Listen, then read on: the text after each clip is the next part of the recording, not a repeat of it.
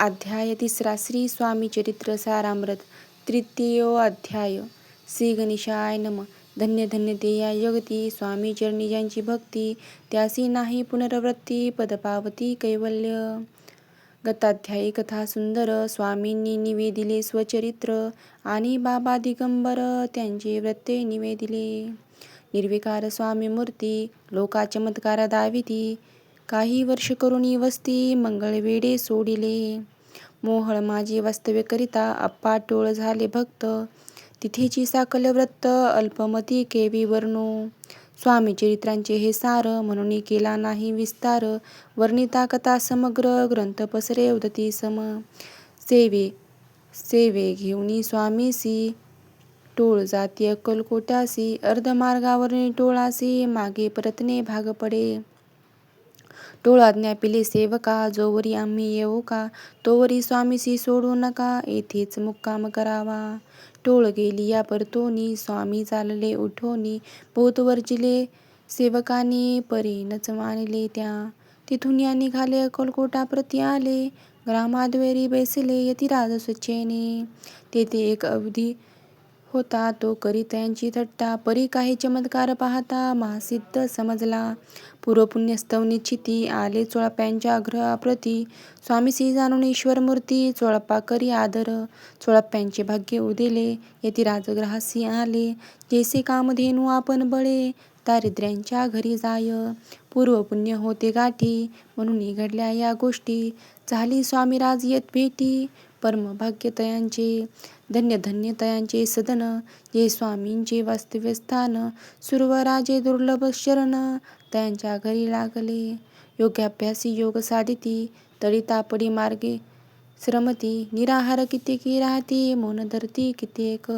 एक चरणी उभे राहून सदा विलोकिती गगन, एक गिरी गवरी बेसून तपश्चर्या करिताती. एक पंचअग्नी साधन करीती, एक पवना ते भक्षिती. कित्येक संन्यासी होती संसार अवघा सोडूनी.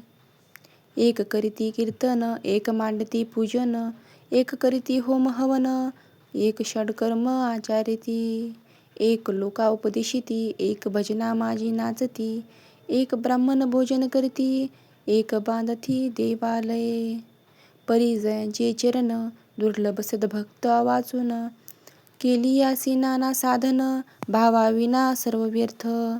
योगाधिक काही चोळप्याने केले नाही, परी भक्तिस्तव पाही स्वामी आले सदना ते. त्यांची देखून या भक्ती स्वामी तेथे भोजन करती, तेव्हा चोळप्याची चित्ती आनंद झाला बहुसाळ. त्यापासून त्यांच्या घरी राहिले स्वामी अवतारी, दिवस दिवस चाकरी चोळप्पा करी अधिकाधिक. तेव्हा राज्यपदाधिकारी मालोजीराजे गादीवरी, दक्ष असूनी कारभारी परमज्ञानी असती जे. अक्कलकोटाची प्रख्याती तेव्हा काही विशेष नव्हती, परी त्यांचे भाग्य निश्चिती स्वामी चरणी उदिले. त्यापासून जगात त्या नगराचे नाव गाजत, अप्रसिद्ध ते प्रख्यात कित्येक झाले.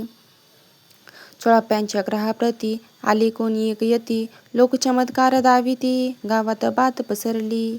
आपुली व्हावी प्रख्याती ऐसे नाही ज्यांची चित्ती, म्हणून स्वामीराज येती बहुधा न जाती फिरावया.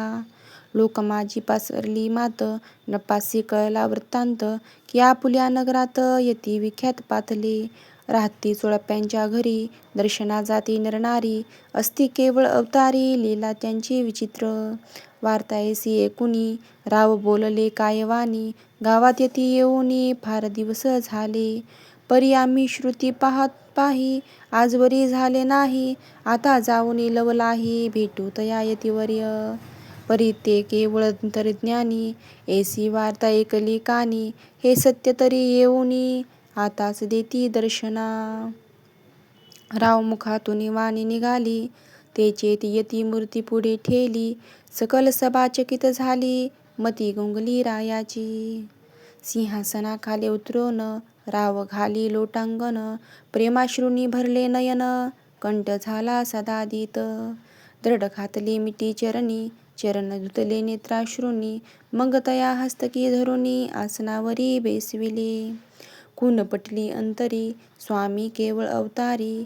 अभक्ती पळूनी गेली दुरी, चरणी भक्ती जडली ते.